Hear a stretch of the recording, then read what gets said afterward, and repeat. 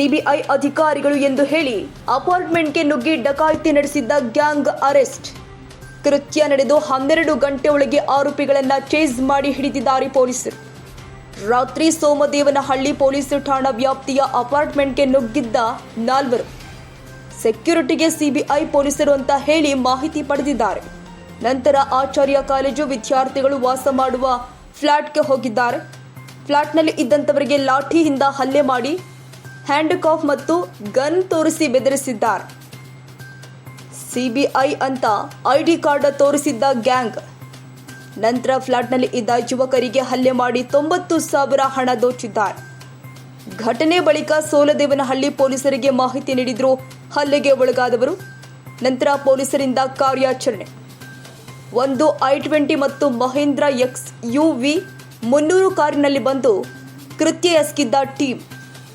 ತಮಿಳುನಾಡಿನ ಕಡೆ ಆರೋಪಿಗಳು ಎಸ್ಕೇಪ್ ಆಗ್ತಾ ಇದ್ದ ಮಾಹಿತಿ ಹಿನ್ನೆಲೆ ಚೇಸ್ ಮಾಡಿದ್ದಾರೆ ಪೊಲೀಸರು.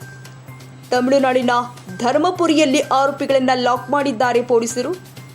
ಬಂಧಿತ ಆರೋಪಿಗಳಿಂದ ಸಿಬಿಐ ಹೆಸರಿನ 4 ಐಡಿ ಕಾರ್ಡ್, 1 ಏರ್ಗನ್ಗೆ ಬಳಸುವ 100ಕ್ಕೂ ಹೆಚ್ಚು ಬುಲೆಟ್ಸ್, ಪೊಲೀಸರು ಬಳಸುವ ಹ್ಯಾಂಡ್ ಕಾಫ್, ಲಾಠಿ, ಹಿರಿಯ ಪೊಲೀಸ್ ಅಧಿಕಾರಿಗಳು ಬಳಸುವ ಪೊಲೀಸ್ ಬ್ಯಾಟನ್ ವಶಕ್ಕೆ ಪಡೆಯಲಾಗಿದೆ. ಕೇರಳ ಮೂಲದ ಪ್ರಮೋದ್, ಅನಂತ ಕೃಷ್ಣ ದೀಪಲ್, ಆದರ್ಶ್ ಬಂಧಿತರು.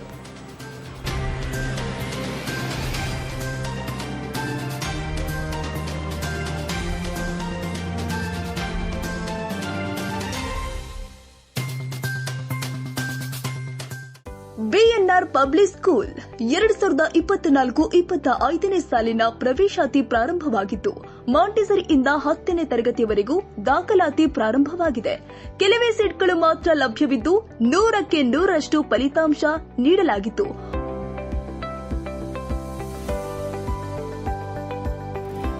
ಒಮ್ಮೆ ಭೇಟಿ ಕೊಡಿ. ಬಿಎನ್ಆರ್ ಪಬ್ಲಿಕ್ ಸ್ಕೂಲ್, ಬಾಬಣ್ಣ ಬಡಾವಣೆ, ಮಲ್ಲಸಂದ್ರ, ಬೆಂಗಳೂರು 57. ಹೆಚ್ಚಿನ ಮಾಹಿತಿಗಾಗಿ ಸಂಪರ್ಕಿಸಿ 9900 98215 ಹಾಗೂ 984 545 1196.